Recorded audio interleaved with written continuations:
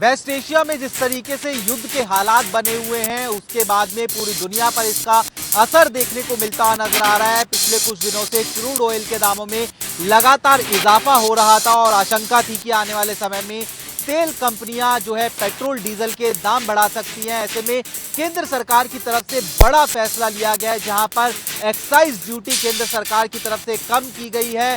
Petrol और diesel पर इस एक्साइज ड्यूटी को कम करने का काम किया गया है। 10 रुपए जो है वो जो है एक्साइज ड्यूटी कम की गई है। पेट्रोल पर अब 3 रुपए एक्साइज ड्यूटी देखने को मिलेगी, तो डीजल पर 0 जो है एक्साइज ड्यूटी हो जाएगी। हालांकि अभी अगर हम बात करते हैं तो जो दिल्ली है वहां पर जो पेट्रोल और डीजल के दाम है उसमें किसी तरीके की जो गिरावट है वो देखने को नहीं मिल रही। आपको हम दिखा रहे हैं कि किस तरीके से जो स्पीड पेट्रोल है उसका दाम देखने को मिलता नजर आ रहा है। और इसके अलावा भी अगर हम बात करते हैं पेट्रोल और डीजल के दामों में, तो वो जो है एज इट इज बने हुए। डीजल के दाम 87 रुपए 67 पैसे जो है वो जो है बने हुए हैं। तो पेट्रोल के दामों की भी अगर हम बात करें वो भी जो है एज इट इज जो है 94 रुपए 77 पैसे जो है फिलहाल देखने को मिलते हुए नजर आ रहे हैं। आशंका थी कि आने वाले समय में जिस तरीके से लगातार क्रूड ऑयल के दाम बढ़ रहे हैं अंतर्राष्ट्रीय मार्केट में, उससे जो तेल कंपनियां हैं वो अपने जो दाम है वो कहीं ना कहीं जो है बढ़ाती हुई जो है नजर आ सकती है।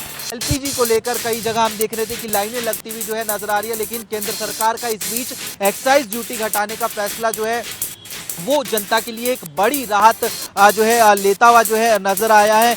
इसके बाद में देखने वाली बात रहेगी कि किस तरीके से क्या जो अभी मार्केट में पेट्रोल डीजल के दाम है उसमें भी जो है कटौती वो की जाती है, या फिर किस तरीके से विपक्ष जो है इस एक्साइज ड्यूटी में कटौती को देखता हुआ नजर आता है। हालांकि अभी भी कुछ प्रकार से ये कहा जा रहा है कि पिछले दिनों जब क्रूड ऑयल के दाम कम थे तो जनता से जो है टैक्स पूरी तरीके से वसूला गया था, लेकिन जिस तरीके से युद्ध के हालात हैं और युद्ध के हालात में जो है अगर हम बताएं कि जो हर देश है वो कहीं ना कहीं जो है अफेक्ट होता हुआ नजर आ रहा है। और उसके बाद में जनता को राहत देने के लिए केंद्र सरकार की तरफ से उठाया गया कदम एक बड़ी सोच जो है कहीं ना कहीं कहा जा रहा है।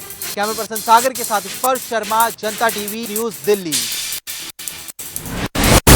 जींद में बाल विवाह निषेध अधिकारियों के सूझबूझ के कारण एक नाबालिग लड़की है वो उसकी शादी होने से टल गई। और जिस प्रकार से जानकारी मिली है कि जींद की जो बाल विवाह निषेध अधिकारी है उनको एक सूचना मिली थी कि जींद के भिवानी रोड पर एक नाबालिग लड़की की शादी कराई जा रही है और जो बारात है वो फतेहाबाद के गांव से आई थी। जब अधिकारी मौके पर पहुंचे तो परिवार वालों ने पहले कागज को दिखाने से मना कर दिया। जब अधिकारियों ने 27 से पूछताछ की उसके बाद से लड़की के कागज दिखाए गए, जहां पर डॉक्यूमेंटों में लड़की 16 साल की मिली और जो दुल्हा की उम्र है वो 25 साल थी। उसके बाद से अधिकारियों ने परिवार को समझाया कि आप जब तक लड़की बालिग नहीं हो जाती उसकी शादी नहीं कर सकते। और जो दुल्हा पक्ष के लोग आए हुए थे उनको भी साथ बिठाकर समझाया कि अगर आप ऐसा कर रहे हो तो ये गैर कानूनी है और इसके तहत आपको सजा भी हो सकती है। दोनों ही परिवारों को समझाने के बाद उन्होंने परिवार ने आश्वस्त किया है अधिकारियों को कि जब तक जो उनकी लड़की है बालिग नहीं हो जाती है वो आगे ऐसा कोई भी काम नहीं करेंगे और बालिग होने के बाद ही शादी करेंगे। जींद से जनता टीवी के लिए सुनील कुमार की रिपोर्ट।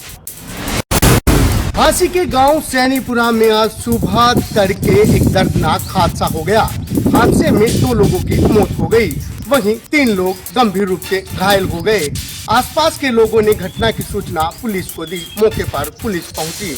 बता दें कि एक कार एक ट्राले में जा टकरा। कार सवार सभी युवक बरसी गांव से फतेहाबाद की तरफ जा रहे थे। एक शादी समारोह में ये लोग शामिल होकर अपने शहर फतेहाबाद के लिए निकले थे, लेकिन सुबह जैसे ये झांसी के गांव सैनीपुरा के पास पहुंचते हैं तो सामने से जा रहे एक ट्राले में ये कार जा टकराती है।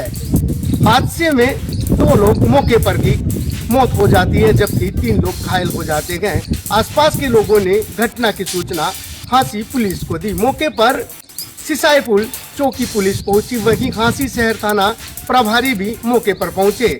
आनंद फानन में घायलों को झांसी के नागरिक अस्पताल पहुंचाया, जहां प्राथमिक उपचार के बाद उनकी गंभीर हालत को देखते हुए उन्हें रेफर कर दिया। वहीं दोनों शवों को झांसी की मोर्चरी में रखवाया गया है। मृतकों की पहचान फतेहाबाद के रहने वाले महावीर व मनोज के रूप में हुई है। जनता टीवी के लिए झांसी से मनराज सिंह। पानीपत में एक बार फिर दिखा प्राइवेट बस का कहर। तेज रफ्तार बस ने बाइक सवार को मारी टक्कर। 37 वर्षीय जगदीश की मौके पर ही मौत हो गई, जबकि बस चालक मौके से फरार हो गया। बता दें कि जगदीश गांव अटावला का रहने वाला था, जो कि हलवाई का काम करता था।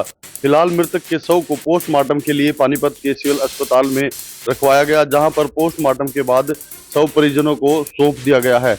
परिजनों की शिकायत पर पुलिस ने बस चालक के खिलाफ मामला दर्ज करके जांच शुरू कर दी है। पानीपत से जनता टीवी के लिए अनिल सैनी की रिपोर्ट।